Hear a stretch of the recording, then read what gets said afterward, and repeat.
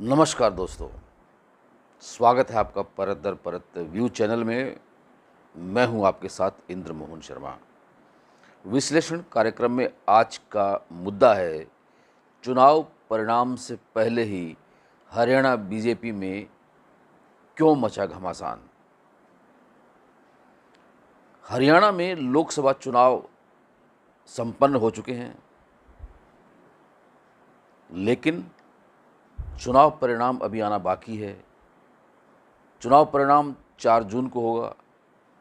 कल 1 जून को लोकसभा चुनाव के मतदान का 7वां और अंतिम चरण है और उसके बाद 4 जून को चुनाव परिणाम आएगा।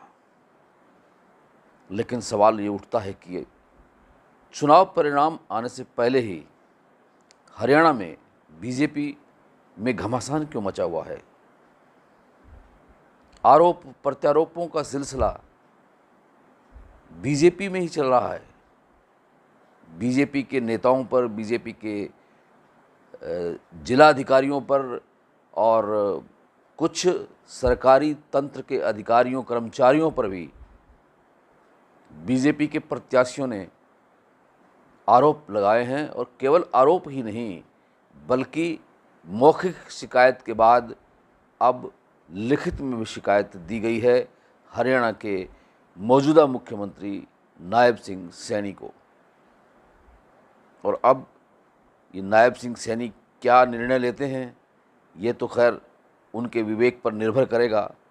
लेकिन आपको हम बता देते हैं कि बीती 26 मई को पंचकुला में बीजेपी की एक समीक्षा बैठक हुई थी, जिसमें यह समीक्षा की गई थी कि हरियाणा की सभी 10 लोकसभा सीटों और करनाल विधानसभा उपचुनाव की सभी इन सीटों पर चुनाव मतदान कैसा हुआ और क्या स्थिति रह सकती है। लेकिन जब इस मीटिंग में कुछ बीजेपी के जो प्रत्याशी थे, उन्होंने सीधे रूप से आरोप लगाया अपने ही ज़िलों के जिलाध्यक्षों पर और कुछ बीजेपी के नेताओं और कार्यकर्ताओं पर और कुछ सरकारी अफसरों पर भी। और अब ये लिखित शिकायत जब मुख्यमंत्री ने मीटिंग ली मुख्यमंत्री निवास पर, तो उसमें उन्होंने साफ तौर से ये संकेत दे दिया है कि हो सकता है अब कुछ ही दिनों में उन जिलाध्यक्षों पर और उन बीजेपी के नेताओं पर, कार्यकर्ताओं पर जो कि बागी कहलाते हैं, जिन्होंने सहयोग नहीं दिया, और उनके खिलाफ कार्रवाई की जा सकती है। जिन 5 जिलाध्यक्षों की बात की जा रही है, उन पर ये सीधा आरोप है कि उन्होंने चुनावी फंड में गबन किया है, उन्होंने बीजेपी के कार्यकर्ताओं के साथ उपेक्षा की है और विरोधी दलों का सहयोग किया है। अब इस आरोप में कितनी सत्यता है, ये तो सब जांच करने के बाद ही पता चलेगा। लेकिन लगभग ये तय है कि उन 5 जिलाध्यक्षों पर कार्रवाई हो सकती है, उनसे खुद इस्तीफ़ा देने के लिए कहा जा सकता है या फिर उनको ज़बरदस्ती हटाया भी जा सकता है। अब उन ज़िलों में कौन कौन से ज़िले हैं, उनमें सिरसा, फतेहाबाद, हिसार, सोनीपत और जींद के नाम चर्चा में हैं। लेकिन अभी इसकी पुष्टि होनी बाकी है। अब देखना यह है कि इस पर कार्रवाई क्या होती है। अभी आपको बता दें कि लोकसभा चुनाव के चुनाव परिणाम तो न जाने कब आएंगे, अभी 4 जून को ही आएंगे। लेकिन अभी से यह जो घमासान बीजेपी में मचा हुआ है, उससे लगता है कि हरियाणा में बीजेपी की स्थिति बहुत ज़्यादा अच्छी नहीं है। जबकि 2019 में हरियाणा में लोकसभा की सभी 10 सीटों पर कमल के फूल खिले थे, लेकिन इस बार सभी सीटों पर कमल के फूल खिलने के आसार नज़र नहीं आते हैं। और यही वजह है कि अब हरियाणा की बीजेपी में घमासान मचा हुआ है। एक दूसरे पर आरोप प्रत्यारोपों का सिलसिला चल रहा है और अब देखना यह है कि यह सिलसिला आगे क्या गुल खिलाता है।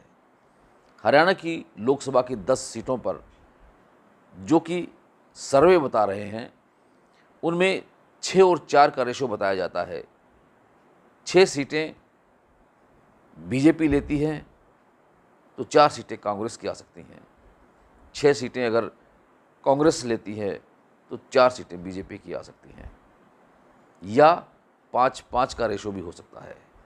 लेकिन यह एक चिंताजनक बात है उस बीजेपी हाईकमान के लिए जिसने 2019 में सभी लोकसभा सीटों पर हरियाणा की कमल के फूल खिलवाए थे और इस बार कमल के फूल कुम्हलाए जा सकते हैं।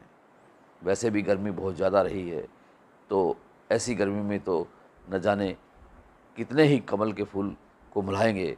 ये तो खैर चुनाव परिणाम बताएगा और चुनाव परिणाम के साथ साथ ये जो तपती हुई गर्मी है नौतपा की, वो अब 2 जून को तो ख़त्म हो जाएगी, लेकिन 4 जून को बड़े बड़े दिग्गजों की गर्मी निकलेगी। अब देखना यह है कि उनकी किन किन गर्मी निकलती है, यह सब आने वाला वक्त ही बताएगा। विश्लेषण में आज इतना ही। कल फिर किसी नए मुद्दे के साथ आपसे रूबरू होंगे। तब तक के लिए इंद्रमोहन शर्मा को इजाज़त दीजिए और ये वीडियो अगर आपको पसंद आया है तो इसे लाइक कीजिए, शेयर कीजिए अपने मित्रों को, अपने रिश्तेदारों को। लेकिन उससे पहले अगर आपने इस चैनल को परत दर परत को सब्सक्राइब नहीं किया तो कर लीजिए।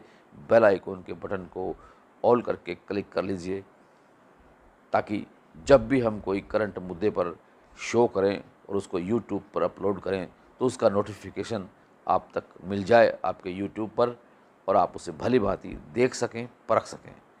और अगर कमेंट बॉक्स में कमेंट करना चाहें तो कमेंट भी कर सकते हैं। आपका बहुत बहुत धन्यवाद, बहुत बहुत शुक्रिया।